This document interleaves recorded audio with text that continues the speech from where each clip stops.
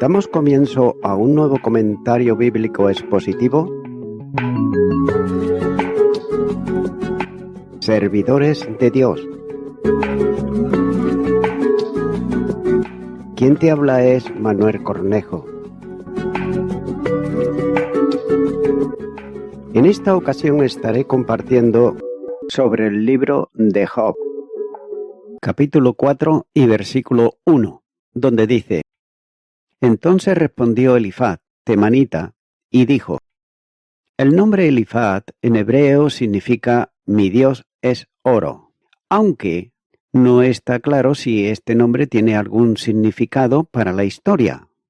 Nótese que durante 7 días, esta persona y sus 2 amigos, ellos habían estado guardando un profundo silencio, ya que estaban asombrados y también confundidos al ver la aflicción sin precedentes de su amigo Job.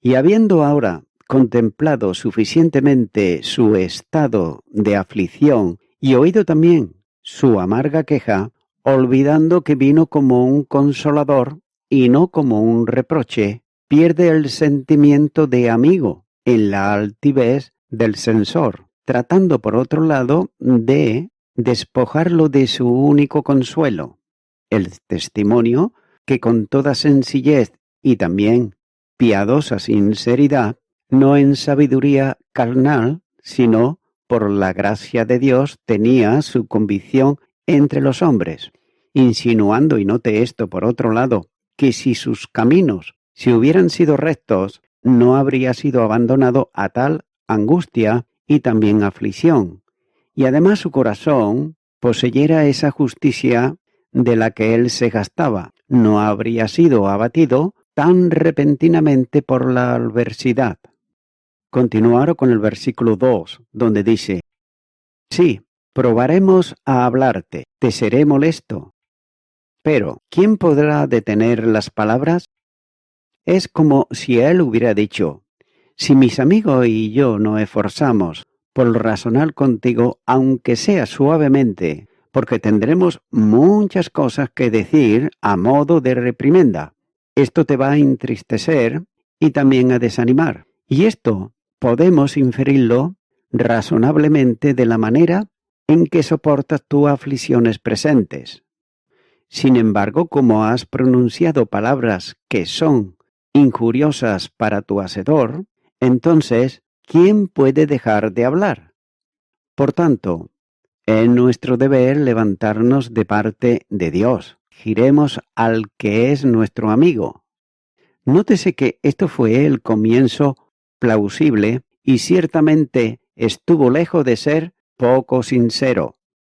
Continuaron con el versículo 3, donde dice: He aquí, tú enseñabas a muchos y fortalecías las manos débiles. Nótese que aquí hay una evidencia fatal de sentimientos en Elifaz.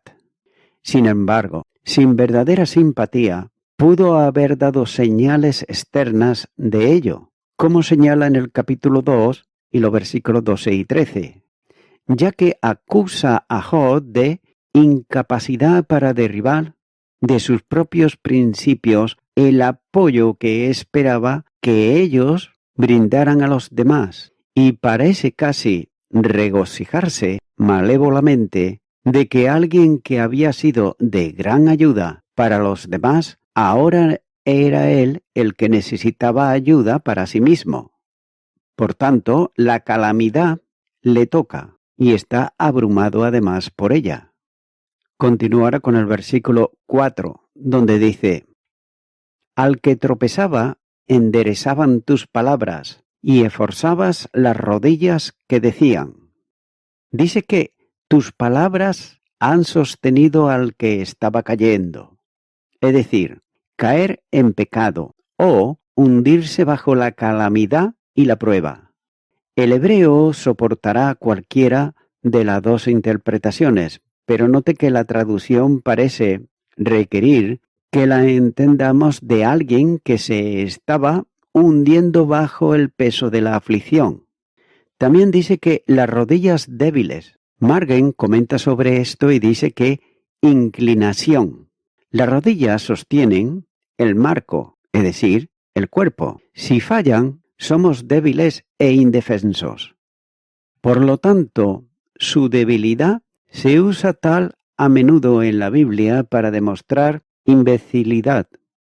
El sentido es que Job, en los días de su propia prosperidad, él había exhortado a otras personas a sostenerse a Dios. Los había aconsejado de tal manera que realmente le diera apoyo y que ahora debería de haberlo sostenido los mismos puntos de vista que él había empleado con tanto éxito para consolar a otros. Continuará con el versículo 5, donde dice: Mas ahora que el mal ha venido sobre ti, te desalientas, y cuando ha llegado hasta ti, te turbas. Nótese que algo similar a esto ocurre con frecuencia, ya que por un lado es muy fácil el dar consejos a otros y también a exhortarlos a ser sumisos en el juicio o cualquier otra cosa. También es fácil pronunciar máximas generales y también sugerir pasajes de la Biblia sobre el tema de la aflicción e incluso impartir consuelo a otros. Pero note que cuando la prueba viene a nosotros mismos, a menudo no nos damos cuenta del poder de esas verdades para consolarnos. Los ministros del Evangelio son llamados oficialmente a impartir tales consuelos y están capacitados además para así poderlo hacer. Pero, sin embargo, cuando el juicio viene sobre ellos y cuando deben, por toda consideración solemne, poder mostrar el poder de esas verdades, en su propio caso, a veces sucede que demuestran la misma impaciencia y falta de sumisión que ellos habían reprendido en otros, y que cualquiera que fuera la verdad y el poder que pudiera haber habido en sus instrucciones, ellos mismos también sintieron poco su fuerza. A menudo es necesario que el que ha sido designado para consolar a los afligidos sea afligido también él mismo, ya que entonces puede llorar con los que lloran, y por lo tanto, y es que los ministros del Evangelio note que son llamados tanto como cualquier otra clase de persona a pasar por aguas profundas. De manera que también el Señor Jesús llegó a ser tan preeminente en el sufrimiento que podría ser tocado con los sentimientos de nuestra enfermedad y estar calificado para simpatizar con nosotros cuando seamos probados. Hebreos capítulo 2 y versículo 14 dice: Así que, por cuanto los hijos participaron de carne y sangre, él también participó de lo mismo, para destruir por medio de la muerte al que tenía el imperio de la muerte, esto es, al diablo. Y el versículo 17 y 18 nos dice: Por lo cual debía de ser en todo semejante a sus hermanos, para venir a ser misericordioso y fiel sumo sacerdote en lo que a Dios se refiere, para expiar los pecados del pueblo. Pues, en cuanto él mismo padeció, siendo tentado, es poderoso para socorrer a los que son tentados. Y también Hebreos capítulo 4, los versículos 15 y 16 dice: Porque no tenemos un sumo sacerdote que no pueda compadecerse de nuestras debilidades, sino uno que fue tentado en todo según nuestra semejanza, pero sin pecado. Acerquémonos, pues, confiadamente al trono de la gracia para alcanzar misericordia y hallar gracia para el oportuno socorro. Así pues, es sumamente importante que cuando aquellos cuyo oficio es consolar a otros estén afligidos y exhiban un ejemplo de paciencia y sumisión. Entonces, es el momento de probar su religión y luego tienen la oportunidad de convencer a otros de que las doctrinas que predican están adaptada a la condición del hombre débil y sufriente. Continúa ahora con el versículo 6, donde dice: ¿No es tu temor a Dios tu confianza? ¿No es tu esperanza la integridad de tus caminos? Tu miedo, tu confianza, etc. se quedan absolutamente en nada. Note que se trata solo de esto, que ahora desfallece. Más bien, como dice Job capítulo 15, versículo 4, tú también disipas el temor y menoscaba la oración delante de Dios. Por tanto, ¿no es tu temor de Dios, tu confianza y la rectitud de tus caminos y tu esperanza?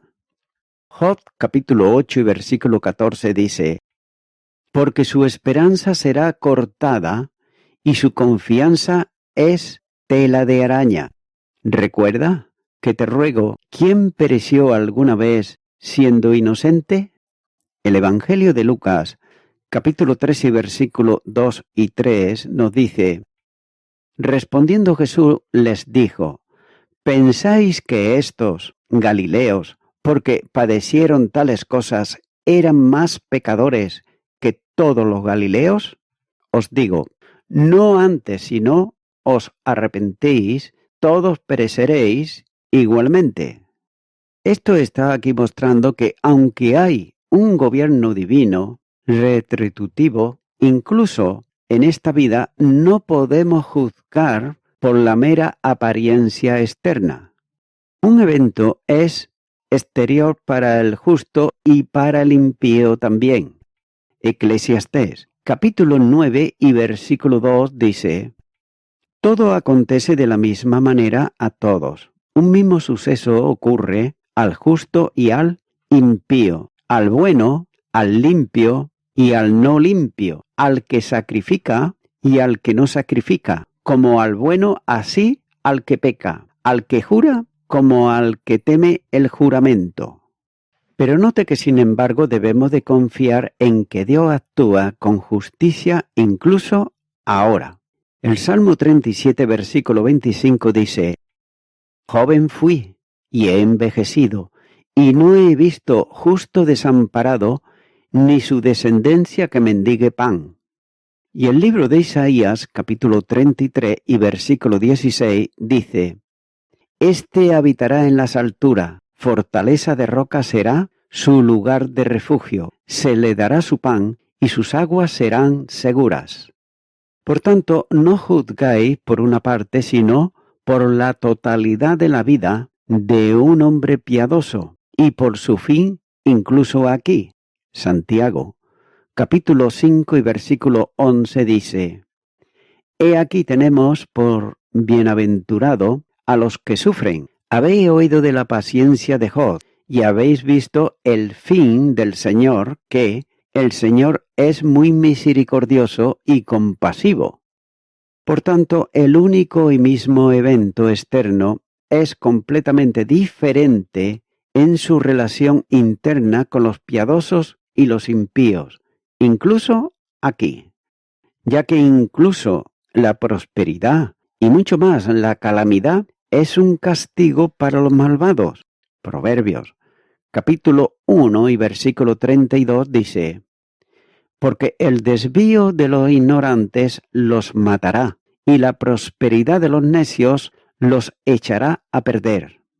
Las pruebas son castigos por su bien para los justos.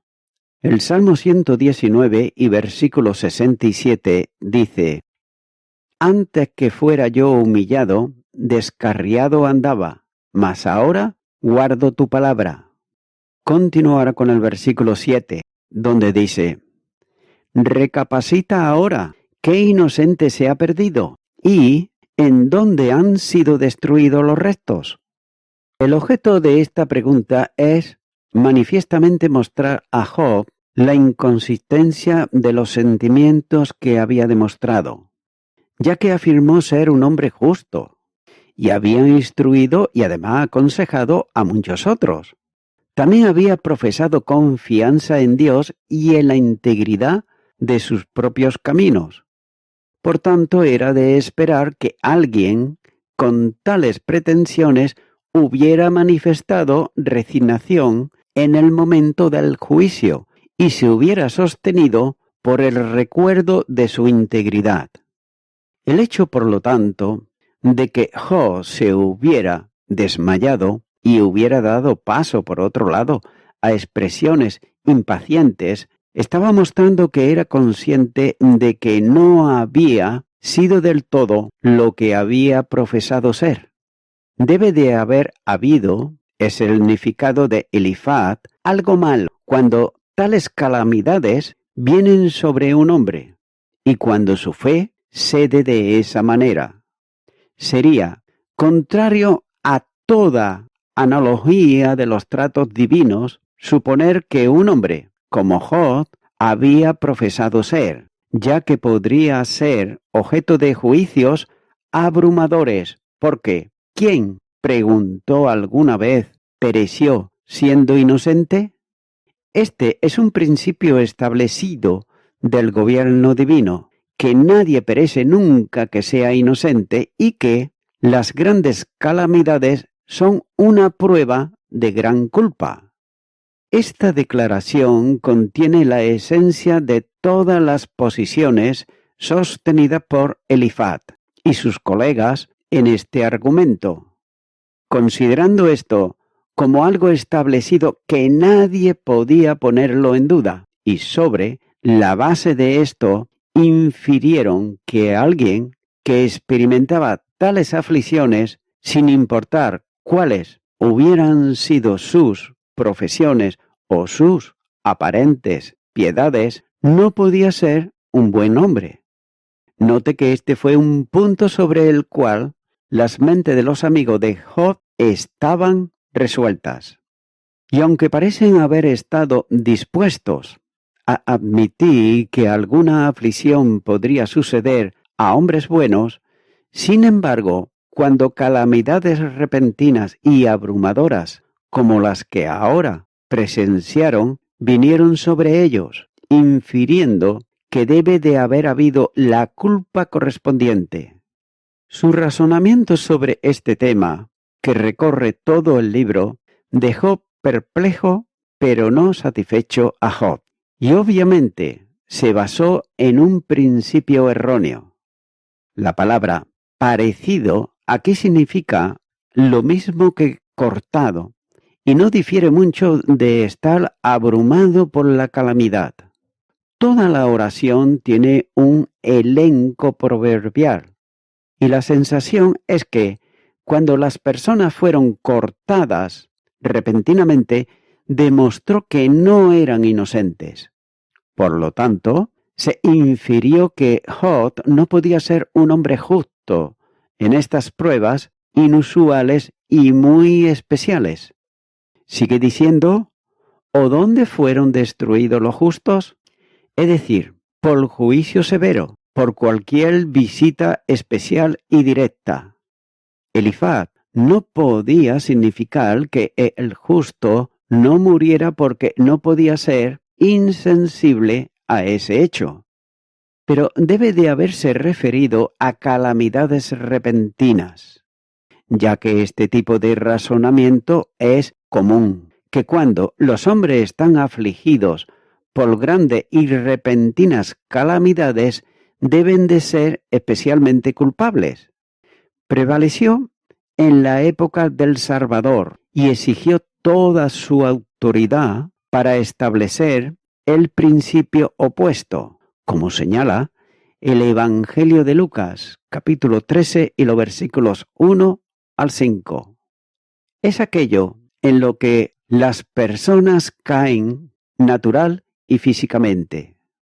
Note que se requirió mucha observación y larga experiencia y además puntos de vista aplicados de la administración divina para tratar las verdades y líneas sobre este tema.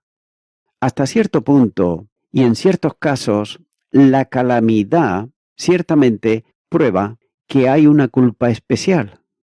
Y tal fue el caso del viejo mundo, que fue destruido por el diluvio. Tal fue también el caso de las ciudades de la llanura, Sodoma y Gomorra. Tal es el caso de las calamidades que vienen sobre los borrachos y así también en la maldición especial producida por la indulgencia en el libertinaje. Pero este principio no atraviesa todas las calamidades que sobrevienen a las personas. Note que una torre puede caer tanto sobre los justos como sobre los impíos. Un terremoto también puede destruir tanto a los inocentes como a los culpables. También la peste barre al santo y al impío, al profano y al puro, al hombre que teme a Dios y al que no le teme. Y ahora se considera que la inferencia es demasiado amplia cuando inferimos, como lo hicieron los amigos de Job, que ningún hombre justo es cortado por una calamidad especial, o que las grandes pruebas demuestran que tales sufridores son menos justos que otros. Los juicios no se administran por igualdad en este mundo y por lo tanto la necesidad de un mundo futuro de retribución. Y voy concluyendo con esto. Note que hemos escuchado a personas citando eso en el versículo 7 y eso no es algo correcto. Lo que este hombre Elifaz está haciendo es una insinuación a Job.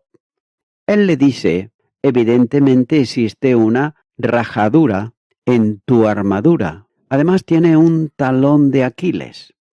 Esto no te hubiera ocurrido si no hubiera algo que es radicalmente malo en tu propia vida y lo has mantenido completamente en secreto.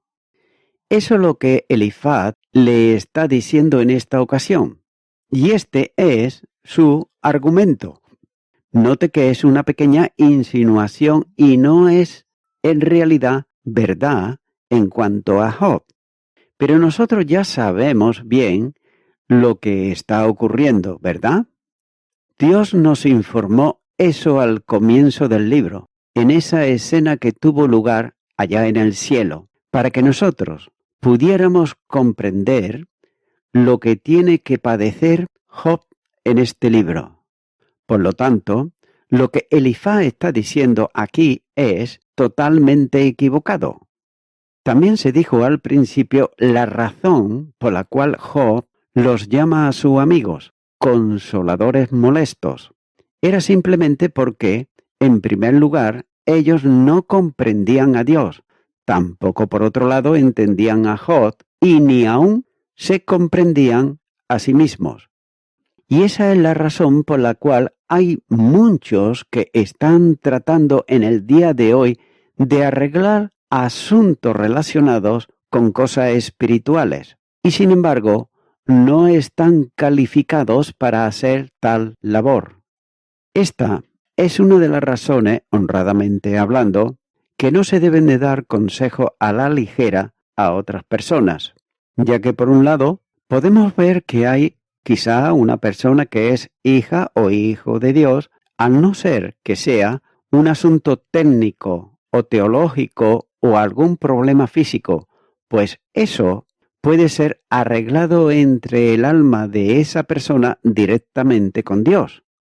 Por tanto, no es necesario ir a una tercera persona. Después de todo, cada creyente que ha nacido del Espíritu, tenemos un intermediario con Dios, que es Cristo Jesús. Por otro lado, Job estaba solicitando un árbitro, es decir, un intercesor. Y nosotros, por otro lado, ya lo tenemos en el presente, en el día de hoy. Como nos dice la palabra de Dios, hay un mediador entre Dios y los hombres, y es Jesucristo hombre, ya que Él es la persona a quien muchos de los creyentes en Cristo Jesús debemos de acudir en el día de hoy en lugar de ir a un ministro o a un psicólogo. Ahora, si es algo físico, puede entonces y deberían dirigirse a Dios en oración y entonces acudir al médico también. Podemos decir también, como Elifaz, que tenemos experiencia en esto y sabemos que Esta experiencia da resultado, ya que Dios escucha y contesta las oraciones que tienen que ver con la condición física y también lo que tiene que ver con la condición espiritual. Por otro lado, note que es maravilloso el poder ver cómo Dios trata con Job antes que todo esto termine. Pero este hombre que ahora le está hablando a Job no es de mucha ayuda, sino todo lo contrario. Amigo y amiga oyente, el hombre y la mujer, el mejor consejo que pueden hallar para su vida se encuentra en la palabra de Dios, es decir, en la Biblia, porque lo primero que debe de hacer, tanto el hombre como la mujer, es acercarse a Dios, a su palabra. El apóstol Pablo decía a los recién convertidos en Cristo, en Hechos de los Apóstoles capítulo 20 y versículo 27, porque no he rehuido anunciaros todo el consejo de Dios. Es decir, todo el consejo es toda la palabra de Dios que nos aconseja cómo debemos de vivir en esta vida. Así que Dios siempre es quien llama al hombre y a la mujer a salvación en Jesucristo. La primera carta a Timoteo, capítulo 2 y versículo 5 dice: porque hay un solo Dios y un solo mediador entre Dios y los hombres, Jesucristo hombre. Mi amigo, mi amiga oyente, acepta el consejo de Dios y recibe lo que Dios te ofrece por gracia, que es la salvación en Cristo Jesús.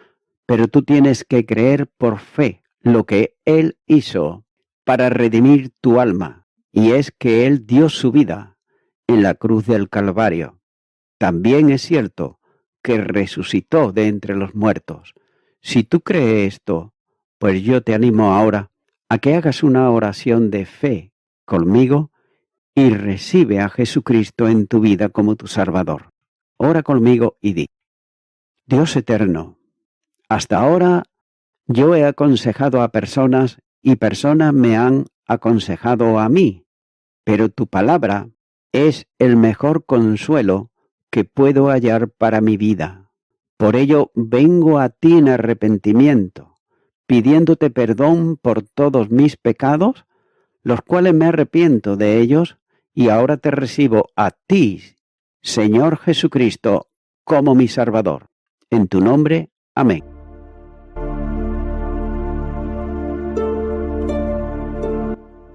Amigo y amiga oyente, si tú has hecho esta oración de corazón, te recomiendo que comiences a orar a Dios, en primer lugar, en el nombre del Señor Jesucristo. Orar a Dios no es rezar, sino que es hablar con una persona. También te recomiendo que leas la palabra de Dios y lo hagas a diario. Comienza, por ejemplo, con el Nuevo Testamento.